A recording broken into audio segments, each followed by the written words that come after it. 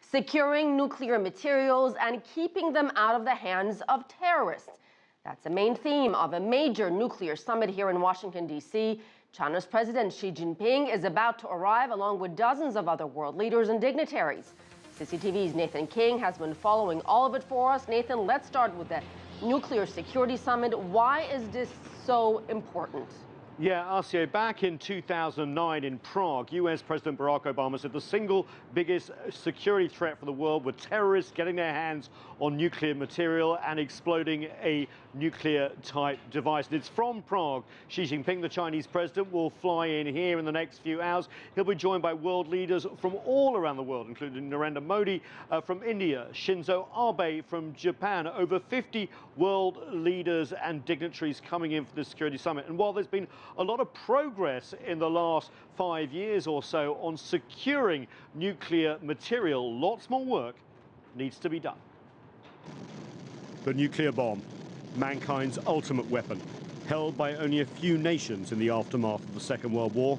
But as the number of countries with nuclear weapons expanded, so did worries. First over nuclear proliferation among states, and later over the transfer of nuclear technology to terror groups. The end of the Cold War's nuclear stalemate and the challenge to secure the Soviet Union's stockpiles and clandestine programs in Libya, South Africa and elsewhere added to these fears, as did allegations against this man, A.Q. Khan, the so-called father of the bomb in Pakistan. Khan was accused of selling nuclear secrets to Iran, the DPRK and beyond. And while terrorists have yet to use a nuclear device, that's not for the lack of trying. The Aum Shinrikyo cult in Japan, which carried out a nerve agent attack on the Tokyo subway, had nuclear plans, as did Al-Qaeda. Belgian authorities suspect the terror cell that plotted the recent attacks in Paris and Brussels wanted to build a dirty bomb. The bombers in Brussels had the intention, at least, of trying to get their hands on some radioactive material. So I think people take it pretty seriously. This nuclear security summit is part of the international architecture to stop that from happening. The US hosts say the international community has made great strides in securing more than 2,000 metric tons of nuclear material held by the world's civilian and military programs. These steps include eliminating all nuclear materials from 14 countries, removing and downgrading nuclear fuel from more than 50 facilities in 30 countries, and boosting border security and combating nuclear smuggling, and incorporating international treaties into domestic laws and encouraging international inspections. But while nations come together to combat the threat of nuclear terrorism, there are national security issues that sometimes get in the way. Many countries are reluctant to allow full access to inspectors, which could reveal state and commercial secrets and even strategy. The extent of state-to-state foreign assistance is something that it's unfortunately all too easy to look past. Sometimes we think that a nuclear program or a missile program, for instance, merely is confined within the borders of a particular country. And that, of course, is not the case.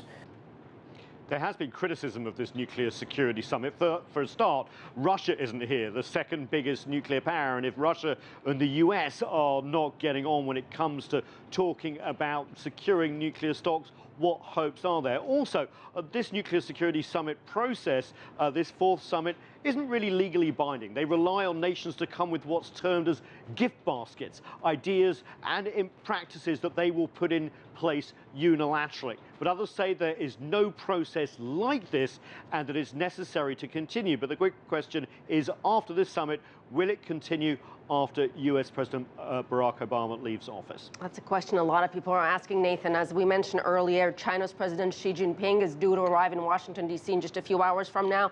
So let's talk about China's role at this summit. This, too, is very important. Absolutely, and when it comes to the US and China, very important indeed. Remember, both countries have got a lot of experience when it comes to proliferation and non-proliferation. Just look at their talks over the DPRK. But also when it comes to securing nuclear stocks, this is very important for the US and China. China, as you know, has a booming civilian nuclear industry, building nuclear power plants not just inside China, but also along the Silk Road into all the way way into Central Asia as well. So there's sharing of best practices. There was, in fact, a center of excellence set up just last month in China with US help, which will train military and civilians in terms of safeguarding nuclear stocks going forward. All right, CCTV's Nathan King, thank you.